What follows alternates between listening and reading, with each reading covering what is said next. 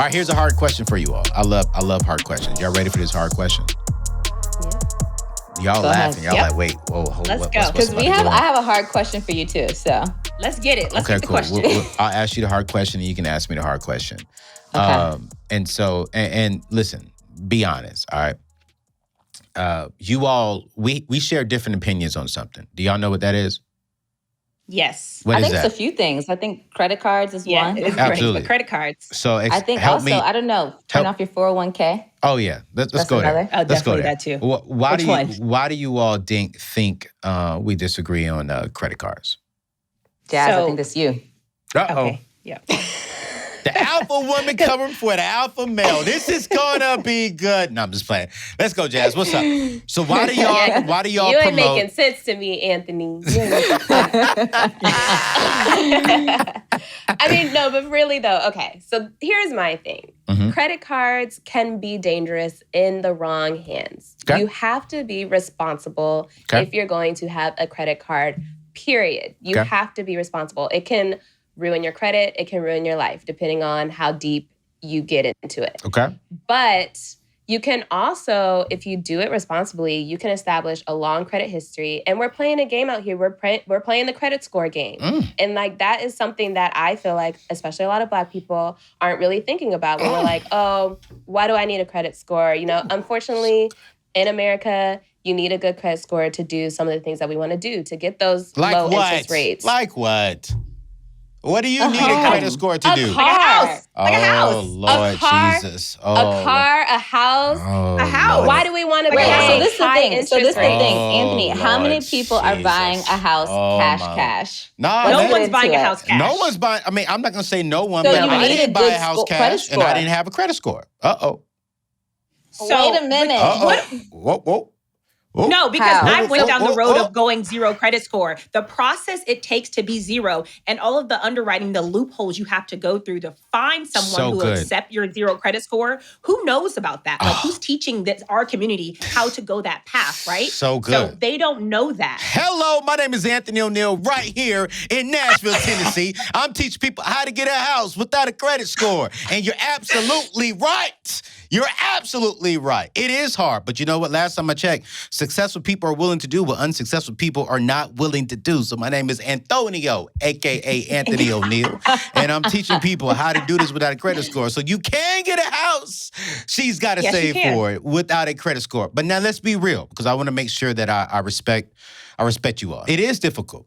I mean, it is. And there are some, not loopholes, but there are some extra steps that you do have to go through to get it. But the last time I checked, there is some extra steps. You got to go from 6 figures to 7 million. There are a lot of extra steps you got to go through to go from 1 million to 1 billion. And I think for the Black community, no disrespect to my white community, because it's for everyone. But I gotta keep it a stack with y'all. We teach to play the credit card game, but then in the Black community, we sit here and we talk about systemic racism. So it's like, which one are we going to choose? Or do we want to play the game, or do we not want to play the game? That's for me. I just don't play the game at all. But that's good though. So I got a house without a credit score, and I have a mortgage. I didn't pay cash for it. What else? I mean, you buy a car. Do you think that people can get to a point in their financial life in terms of financial literacy where they can have a credit card and manage the credit card appropriately, right? Or do you think that's not even an option? Because I think, I became debt-free. I have a credit card and I love the points. Yeah. I love the extra points I get on my reward credit card, and I'm not going further into debt by having the credit card. Let me say right here on the show, ladies and gentlemen, the table, Anthony O'Neill's people, I agree that there are people out there in the world who can have a credit card and not carry a balance. But when you look at the stats, I can't speak to the minority. I got to speak to the majority. And 80% of the people in America are living paycheck to paycheck.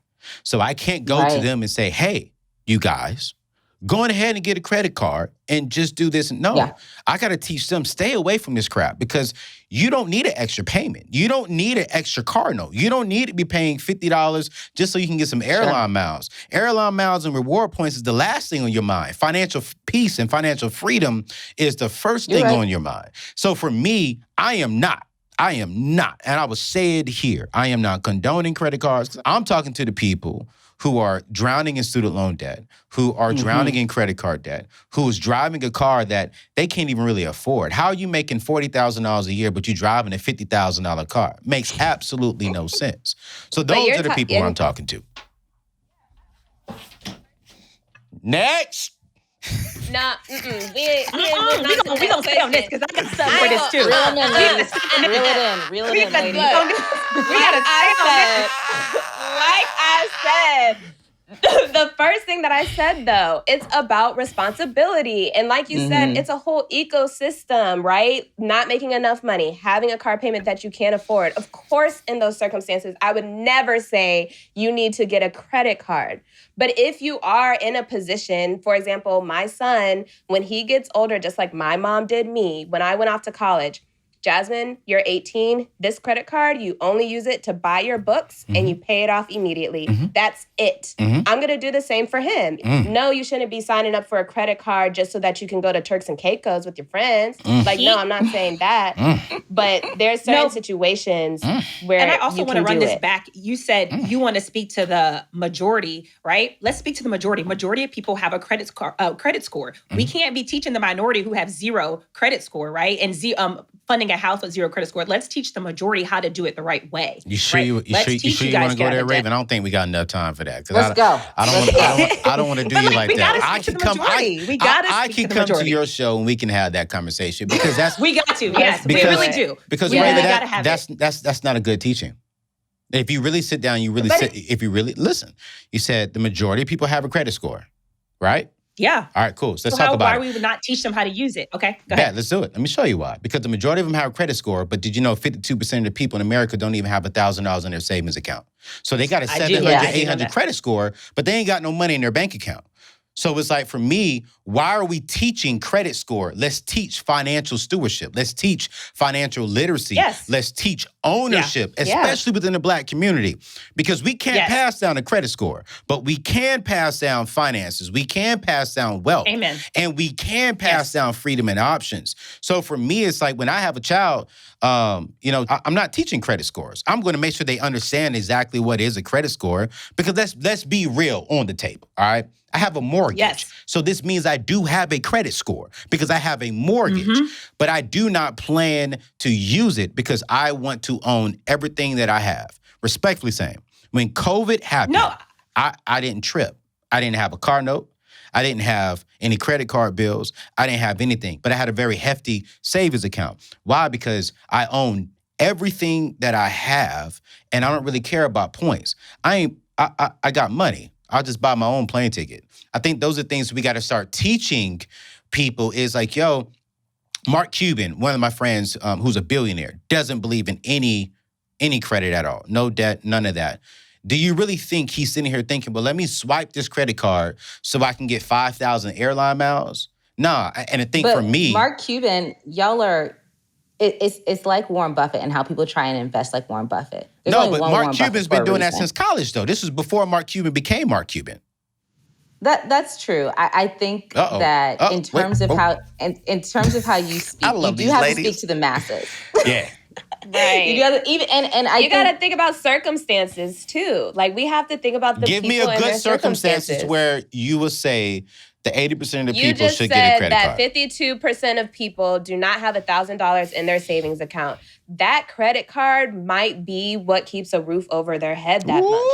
And if that's what they have to do, and they later on in life get their finances together, I'm going to support you doing what you have to do, okay? You don't believe that? No. You don't believe that? No, but you gotta do what you gotta do. I gotta come on y'all show. Yeah, this is so we're gonna good. continue this. Raven, write a post-it note, Raven. Because here's the thing. All right, so let's check this out. Can we talk about something else y'all teach too? Can we talk about, you teach, turning off your 401k? Yeah. Let's talk about that, because you know what we all say, we're leaving free money on the table. And are you really leaving free money on the table? I mean, we don't teach turn it off forever. One of the things I just teach for me, which worked for me, and my investments are very, very much so higher than what it would have been. If you look at the people who are drowning in debt, living paycheck to paycheck, on average, they're only investing about maybe 1 to 3%, right? And so if they do that for 40, 50 years of their life, I would rather you cut it off for 3 years. And then when we get done, we say invest 15% of your income. So when you do the math and you really step back and you do the math, when you are debt-free and you got a fully funded emergency fund, all you're thinking about securing and locking in your future. So yes, you are going to miss out on a 3% match if you have a 401k for 3 years, right? But when you do the math, if you're investing 15%, and let's say 6 of that is going inside of your 401k, which is a match and it's a Roth 401k, you're not only going to catch up, but you're going to surpass over those 40 years because you missed out on 3, because you're investing a whole lot more, your match is a whole lot bigger, and then now you have more compound interest working. So, but I totally understand people's thinking, and it was the hardest thing for me to do, to stop investing because it's like, dang, I'm leaving free money on the table. Man, compound interest, man, my company match. I get it. It was emotional for me. But when I really stepped back and I studied, and I got with my financial coach at the time, and this was pre-Dave Ramsey, he was like, yo, if you really do the math, son, it's going to work because you're going to invest a whole lot more when the average person is not even investing 5% of their paycheck because they're drowning in debt, they have car notes, they have this kind of stuff. So for us, it's really just about setting people up, because you're going to need $300,000 just for medical insurance for between you and your husband. And then the average Black person, no disrespect, we're going to die with bills and benefits. And the benefits that we have is only enough to take care of the bills that our spouse will need when we leave. And so for me, I want to see us retiring with $1 million, $2 million. And check this out. I don't want to teach them to pull from their 401k or their Roth IRA. I want to teach them to live off the interest. And then we pass that $2, $3 million down to our kids and down to our kids' kids. And so the philosophy that I teach, which I can't wait to get on y'all's show because I love it. I mean, I literally, I mean this. Like, I love having the healthy conversation. People are drowning in debt. Student loans, y'all talk about this on your show. It's like, it is ridiculous. So let's not worry about a credit score. Let's worry about financial freedom. It's like people over here saying, let's cancel student loan debt. Well, my philosophy is different. Let's fix the student loan problem first, because we can cancel it today, but then our kids are going to come out with more student loan debt. So let's fix the problem up front. Then let's worry about how are we going to fix it on the back end. And that's how I feel right now with a lot of things when it comes to money. Get a credit score and use it wisely. Well, studies are showing us people are not using it wisely. I got the credit card, Jazz, for emergency. Let me tell you what was emergency. A good-looking lady came across and she said, hey. I was like, hey. And she was like, what you want to do? You know what I'm saying? I was like, girl, what you want to do? And I used my emergency credit card and I took her to Red Lobster. Then I got my emergency credit card and I went and bought her a Dooney and Burke's purse. Then I used my the cheddar biscuits. Hey, and so for y'all know I used to serve at Red Lobster. Don't play. Yes, we do. So what I'm saying, and that is the proof of what people are doing today. They are taking this emergency credit card, this emergency line of credit, and they're using it for non-essential stuff. So my argument is always, are there people out there who can do it? Absolutely. I can do it. But I just believe, I'm going to say this on my show. We never say this somewhere else, but I'm going to say it on my show. In school, we teach you how to abstain and we teach you how to properly protect yourself when it comes to sex, right? And sex education. Yep. But I think the world only teaches us how to rack up debt. They don't teach us how to abstain from debt. And so I'm bringing the abstain method. And then I'm just sitting here telling people, hey, listen, this is the route that's working for me. I have built great wealth off of this route. So you can choose which route you want to go. And so, but I'm going to come on y'all's show. We're going to talk about that right there. I love that. Y'all ladies all right with me, boy. Look, that was round 1. Okay, we'll have round 2 next time. Y'all, listen, man, real talk. Y'all, I want y'all to go check out their podcast, man. These ladies are absolutely amazing. When I saw my sister Korbyn and she paid off all her debt, I was like, yo, yeah, we see differently on certain things, but I still love celebrating and supporting all people who are on their financial journey. And heck, some of y'all listening to me right now don't agree with everything that I teach, and that's cool. That's great. That's the whole beauty of the table. We can have a great conversation and we can both agree to disagree. But at the end of the day, these ladies are absolutely amazing. I want you to check out their podcast. I want you to support them. I want to see their numbers go up. I want you to follow their journey, and send them some questions. Ask them some questions, and make sure y'all submit some questions for us to talk about when I do their show, because I am going to do their show.